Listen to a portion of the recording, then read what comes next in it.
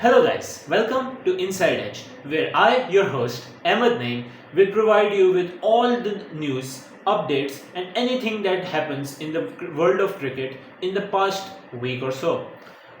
This is the first video I'm making here. I hope to release it a few days earlier, around the 12th, 13th of August. As you can see from the title, it's a preview of the upcoming test series between Pakistan and Bangladesh. And I will provide some tidbits on both sides. So, without further ado, let's get into it. So, about a week ago, Pakistan announced their squad for the series, and here I will put the squad here on screen so you can see it. And as you can see, I would say it's a really good squad.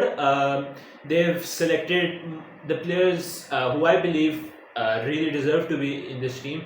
There are a few selections of certain players who I believe who should have been in the team and didn't get selected, but you can't win all the battles. So let's start with the openers. As you can see, there's one big player missing here, and that's Imam Haq, who has been dropped for the Pakistan-Bangladesh Test series, and in his place comes a very young, exciting Mohammad Huraira. Now, some of you may know Mohammad Huraira has been absolutely tearing up the domestic scene of Pakistan. He has an average above 50, and he also has a Test century. A little bit of a fun fact: he's also related to Pakistani middle order batsman and former captain Shoaib Malik. I believe that the selection of Mohammad Huraira is a very good selection. I have been calling for him to be selected for a long time now, and I'm very happy to see that he's finally getting his chance. So I'm very happy. And the man he's probably going to be paired up with is Abdullah Shafiq, who, as you know, tore up the Cricket World Cup, the 50 over Cricket World Cup, I should say, last year in India. He had some really good performances. However, he did not have the best of test series in Australia, and to be honest, Pakistan always seems to struggle in Australia. He also had a double century in Sri Lanka last year, and I really hope that his form has gotten better, and I hope to see him perform at the best of his capability. Another guy who Pakistan have selected, another young gun, is Saim Ayub. Now, I'm a bit more harsh on Saim Ayub because I believe that with the amount of talent he has, he's seriously wasting it. He's such a good player. However, his short selection leaves something to be desired, especially the no-look shot he hits. I believe in the shorter formats, all you have to do to get Saim Ayub out is get a deep fine leg and a deep square leg and pepper him on the body, and he will play right into your trap and right into the hands of one of those two fielders, and that will be end of it. However, I believe it's harsh to judge him on only one test match, so he may get a chance to play, and I'm looking forward to see how he will do. Now, into the top order. First of all, the big name, the captain himself, Shan Masood.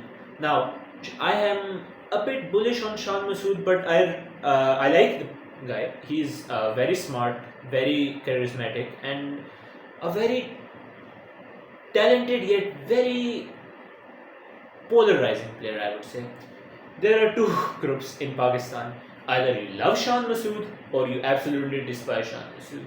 And I'm sort of in the middle, but I am more towards the like side. For some reason, Shan Masood has decided to play baseball. He comes in, whacks a few boundaries, looks in really good rhythm, and then he will play frankly stupid shot, get out at 30-40. And I believe that in test matches, that's not something. Yeah, his 30-40 runs can be valuable at times, but he should really get into the second gear of his innings and really push on. And here comes the big one, the king, the proclaimed king, Babar Azam, number 56, Pakistan's favorite, and a man who is horribly out of form at this time. I used to be a massive fan of Babar Azam. I still am, but his recent performances have, for a lack of a better word, really disappointed me. I used to be a really big believer in Babar Azam. However, his captaincy, his own performances with the bat in the World Cups, the last three World Cups, in the Asia Cups, even the Test series in Australia, have really left something to be desired, and that makes me really sad because he's one of the most talented batsmen that Pakistan have ever produced. And recently, a video of him just looking completely out of his depth has shown up on social media. I will put it here for you to see after I end this segment of Babar Azam. And I really, really hope that Babar Azam gets back to his old ways and gets his form back, because frankly, without Babar Azam, Pakistan is not going really that far. Pakistan cricket needs Babar Azam to step up, and frankly, it's it's been long overdue. A big Babar Azam innings is long overdue, and I feel in one of these two upcoming series against Bangladesh and England, he's going to break up. He's going to have either a career-defining innings or a career-defining innings. So let's see. Now, for the wicket-keeping situation, Pakistan have gone with the usual duo of Sarfraz Ahmed and Mohammad Rizwan, and probably Mohammad Rizwan is going to be the one who's starting. And yeah, in test matches, I don't really have a problem with Mohammad Rizwan. I do believe that Sarfraz is getting up there in age, and we probably should be giving chances to younger wicketkeepers. Now, next up, Chhota Don himself, Saud Shakil. Now, Saud Shakil had a really good start to his test career. His numbers were up there with Don Bradman, of all people. However, he struggled a bit in Australia, as I said, most Pakistanis do. But before that, he was really good in Sri Lanka. I believe he's a player capable of being a game changer. And I believe that he will be a catalyst that might see Pakistan even beat England. And yeah, I'm looking forward to his performances. Next up is all-rounder, maestro, and the gel that holds Pakistan's middle order together, Salman Ali Agha. Salman Ali Agha is probably one of the most underrated players in this entire Pakistani team. He had a really good partnership with Mohammad Rizwan in Australia in the second test match, I'm pretty sure it was in the third. I have a bit of a forgetful memory. The one I remember, and the bigger one in my personal opinion, was at the first test match in Sri Lanka. Pakistan was about, I'm pretty sure, 101 for 5, and he and Saud Shakil put up a really good partnership. Plus, he bowls off spin from time to time, which is a valuable commodity, especially for the first test match, because of something I'll get into a little bit later. So yeah, he's one of the mainstays of Pakistan's test team, and I don't see that changing anytime soon. Now, into the bowling. Let's start off with the person with the most batting prowess out of all of these bowlers, in my personal opinion. That's Amir Jamal. Of course, Amir Jamal made his test debut for Pakistan in Sydney last year. I'm sorry, not in Sydney, in Australia last year. Had a six-for, had that brilliant inning in Sydney, with the reports coming out of the pitch situation being very pace favouring. I believe that Amir Jamal is a key contributor for Pakistan's pace attack, and a player I would like to see in the Pakistan test team in the first test match. Next up, another player who debuted alongside Amir Jamal in Australia is Khurram Shahzad. Now, a few years ago, I'll be honest, I was very bullish on Khurram Shahzad. I believed that he had a lot of talent, but he was wasting it. However, in the past year or so, he has done really well in the domestic scene, and I'm looking forward to seeing how he does in Pakistan, because these are conditions he's familiar with. The next player, who I believe to be the X factor of Pakistan bowling in all three formats, is Naseem Shah. Naseem Shah, star boy. He is truly the future of Pakistan bowling. This guy could probably swing the ball on the flattest surface you've ever seen.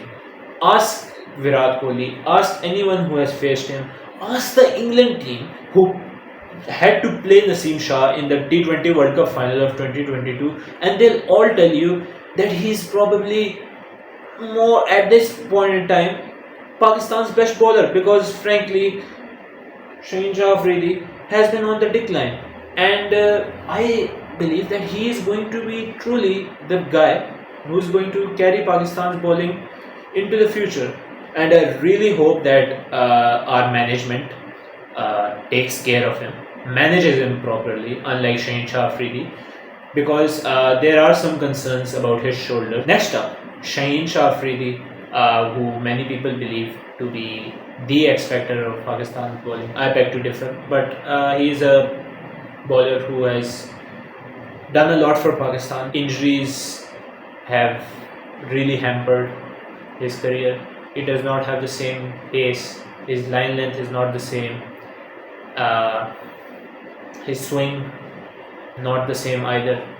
And I believe he's slowly turning into a shell of a player. Yeah, I believe that if this continues, Shaheen Shah will start to become a liability to this bowling attack. Oh wow, that was a lot of negativity. I did not mean to be so negative about Shaheen Shah Afridi, but I'm entitled to give you guys my honest opinion. Just bear it out there. Anyways, on to the next guy. It's left-handed pacer Mir Hamza. He had a brilliant Australian tour. Those 2 wickets and 2 deliveries, which had all the Pakistani fans believing that we were finally going to win a test match in Australia. Alas, we lost, obviously. He hasn't gotten many chances due to varying reasons.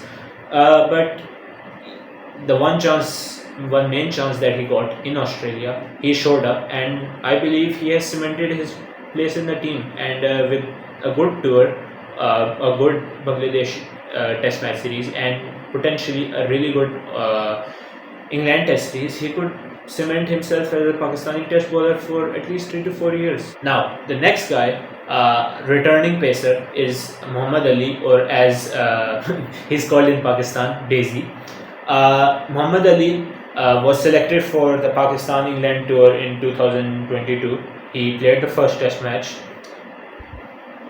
Need I say more about how that went?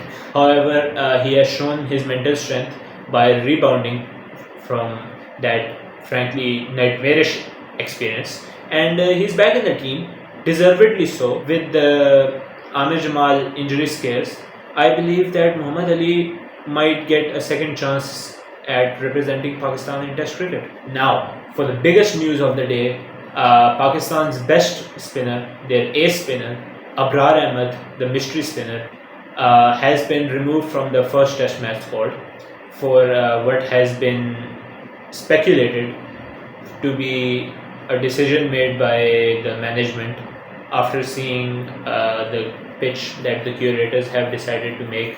For the second time in 28 years, Pakistan will be going with an all specialist pace attack, and I'm excited to see it. Now, for some news on the Bangladeshi front, their opener Mahmudul Hassan Joy has been ruled out of the test series due to an injury that he sustained while training. I believe that Mahmudul Hassan Joy will be a miss for Bangladesh, because he did really well in the 4-day against Pakistan Shaheens. In the first innings, when the Bangladesh team collapsed, he made 65 really good runs, and yeah, that's going to be a big miss. Potentially bigger news out of the Bangladeshi camp is that Shakib Al Hasan has been included in the test squad. His inclusion was in doubt due to his political affiliations with the government that has just been ousted. I believe that it's the right move, and Shakib Al Hasan's experience will really help Bangladesh in this tour. Now, for my predicted 11 for Pakistan, I believe that Mohammad Huraira will get his test cap and make his test debut alongside Abdullah Shafiq. They will be the 2 openers. 1 down is going to be Shan Masood, 2 down Babar Azam. At number 5, number 6, you can pretty much guess it's going to be Saud Shakil and Mohammad Rizwan. They can alternate depending on the situation, but usually Saud Shakil comes before Mohammad Rizwan in test matches, and I don't think that will change. After that, at number 7, you will have Agha Salman. I believe he's one of the players who have their test match spots locked in the Pakistani team. After that, at 8, I'm going to have Amir Jamal. At 9, Naseem Shah. At 10, Shaheen Shah Afridi. And at 11, I will have Mir Hamza. Now, in case that Amir Jamal is not fully fit, I believe that Khurram Shahzad will get the nod over Muhammad Ali, even though I personally would pick Muhammad Ali. But realistically speaking, Khurram Shahzad did really well in Australia, and I believe that he deserves a second chance. Now, for my predictions, I will be doing a day-to-day analysis on this test match, on these upcoming test series as well. However, just throwing it out there, just a prediction.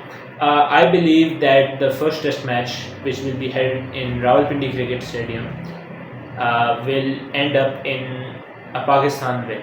I believe that Pakistan will put up a good total in the first inning, and Bangladesh will struggle to keep up with that total. And in the second inning, Pakistan will have about a target about around 120 to 160, and Pakistan will chase it with relative ease because it's Pakistan. It's never easy, so I'm saying relative ease, and I believe that Pakistan will end up winning the first test match of the series. So what do you guys think about this? Some feedback would be very much appreciated, whether it be positive, negative. I would like to apologize for the scuffed setup. I'm in the process of shifting houses. It will take a few months, but I will very much be keeping up to date with all the news that is happening in the world of cricket. Whether I have to do that in a scuffed setup like this, or a proper setup which I am getting made. So I would love to hear your guys' thoughts on what I have decided here. Whether you agree with me, disagree with me, I am always up for a positive debate.